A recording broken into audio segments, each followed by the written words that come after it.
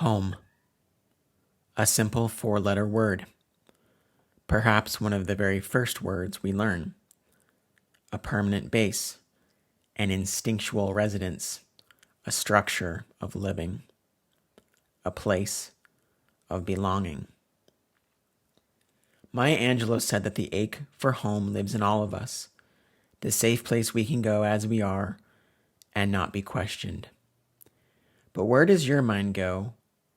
Where do your instinctual primal memories go when you hear home? Mine always go here.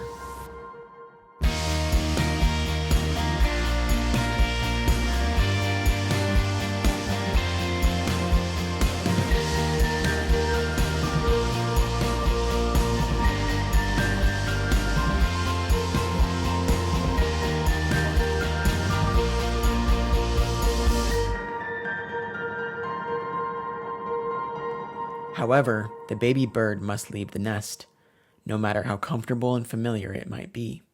In 2020, I had arrived to a point in my life that asked I land in Texas. Coming from the rich pines of Idaho, Texas felt like, well, it felt like this. And of all the places, we were moving to Houston, which had been described as the ugliest city in America, right up there with Detroit, Newark, and Gary, Indiana. In fact, when General George Custer marched 3,000 troops from Louisiana to Austin in 1865 to take charge of reconstruction of Texas after the Civil War, one of the men, a man named Brown, wrote in his journal, "We've seen no good country in Texas. Bugs and snake inhabit the whole face of this place. It looks as if it was uninhabited by man, and even God himself has abandoned it." Even if an embellishment such as that is wrong, one can sympathize with it, and I could surely sympathize with Custer and his men.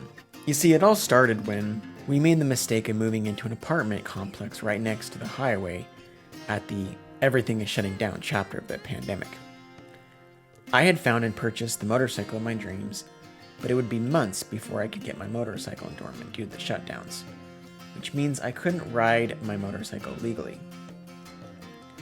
Luckily, I lived next to a very large parking lot, which let me do a lot of whatever this is.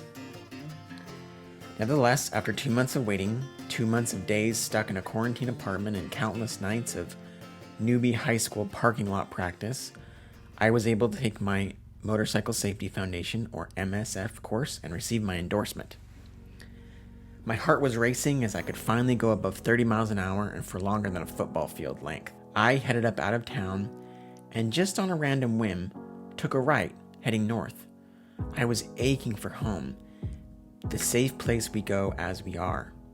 I was in a strange land during a worldwide pandemic, craving connection in an epoch where physical proximity was rightly discouraged. I cried in my helmet, asking for relief, for a feeling of fondness and warmth in a place that felt bleak, scrubby, and unwelcoming. God answered my prayer with this. "You gotta save me now. I'm slipping so far down. It's only you I trust to set me free from this. I don't know how I got into this awful spot. I don't know where it ends, so I could use your helping hand tonight."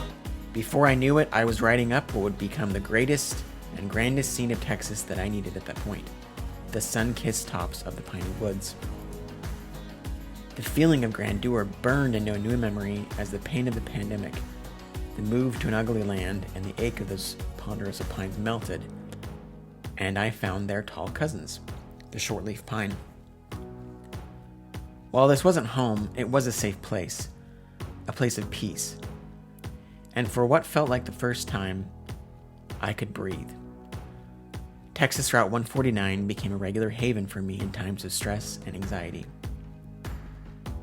But just as those birds must follow their migratory instincts, so must a man pack up and leave when life presents grand opportunities to do so. Thus, towards the end of my time in Texas, I return to the beginning and pay homage to those pines. Save me now. I'm slipping so far down. It's only you I trust to set me free from this. I don't know how I got into this awful spot. I don't know where it ends, so I could use your helping hand. Piney Woods is an evergreen forest range that used to stretch from East Texas across Louisiana, Alabama, Georgia, and far into the Carolinas. However, starting in about 1880, it was estimated that 150 million board feet of timber was harvested each year, following the rapid growth of certain areas from the south like Texas during the Reconstruction era. This meant that during those 4 decades, from 1880 to 1920, 18 million acres of timber were cut down, about 97% of the total woods. For reference, that means that the Piney Woods used to be about the size of India, and today is only roughly the size of Greece, about 54,000 square miles.